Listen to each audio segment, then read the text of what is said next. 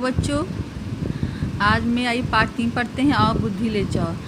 कई साल पुरानी बात है, राजस्थान में एक छोटे से गांव में एक निर्धन व्यक्ति था। उसके माता पिता ने तो देहांत हो गया था। वो गाँव ना उसका कोई व्यवसाय था। वो लेकिन बुद्धिमान बहुत था। वो शहर चला जाता। शहर में एक दुकान लेता है किराए पर। और बुद्धि का सौदागर उस दुकान का नाम रखता है। वह इसके आसपास कई दुकान थे, रोजमर्रा की दुकान, सोने गहने चांदी सभी दुकानें थे। और वो चिल्ला चिल्ला कहता था, बुद्धि ले जाओ, बुद्धि ले जाओ। आसपास की दुकानें उस पर खिल रही थी, लोग बुद्धि भी बिकने लगा है। इससे बहुत दिन बीत गए, लेकिन उसकी कोई दुकान पे कोई नहीं आया।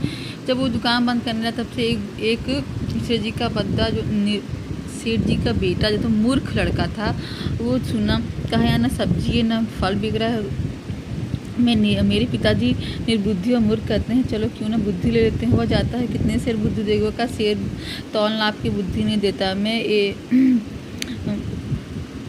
मैं तौल की बुद्धि नहीं देता हूँ, मैं किस्म के हिसाब से बेचता हूँ। तो वह कहा ठीक है, हाँ एक पैसे में जिस तरह की बुद्धि ले और दे दो।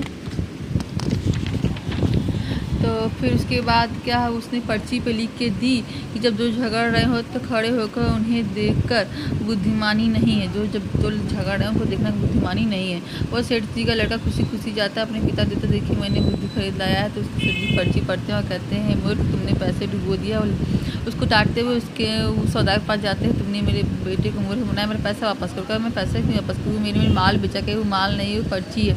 वो कहा कि कैसा माल है, वो तो कहे कि ठीक है तुम लिख के दो हमें कि तुम जो मैंने पर्ची पर लिखा तुम यूज़ नहीं करोगे, उसको प्रयोग नहीं करोगे। ठीक वो लिख के दिया, उसका पैसा वगैरह। जैसे कई साल बीत गए। कुछ दिन बाद दो रानियाँ आपस में लड़ रही थी। और वो जो मूर्ख लड़का था वो खड़ा था चुप, और सब चले गए लेकिन वो खड़ा था चुपचाप सुन रहा था। तब से रानियाँ कहती हैं, तुम चलो राजा को मेरी हम दोनों तरफ से गवाही देना। तो सेठ जी और उसका पुत्र फंस जाता है और फिर सौदागर के पास जाता है। कि कहता है सौदागर कहता है, मैं 500 रुपया दो तो मैं तुम्हें दूंगा। तो वो कहा कि जब गवाही देना तुम पागल से व्यवहार करना। जब गवाही देने आता तो वो लड़का जो था पागल से व्यवहार करना था।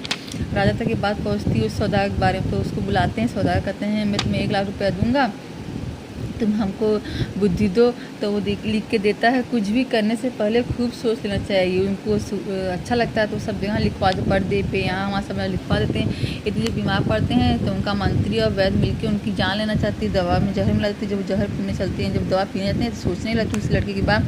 तो वो समझ जाता है, वो वजीर और वैद्य समझ जाता है कि राजा समझ के माफ़ी मांग लेता है। वो सिपाही को बुलाते हैं, वजीर को, और वो वैद्य को कारागार में डाल लेते हैं। उसको बुलाते हैं और उसको मंत्री बना लेते हैं। तो खूब ऐसा रकम क्वेश्चन आंसर नेक्स्ट वीडियो का जाए। Thank you.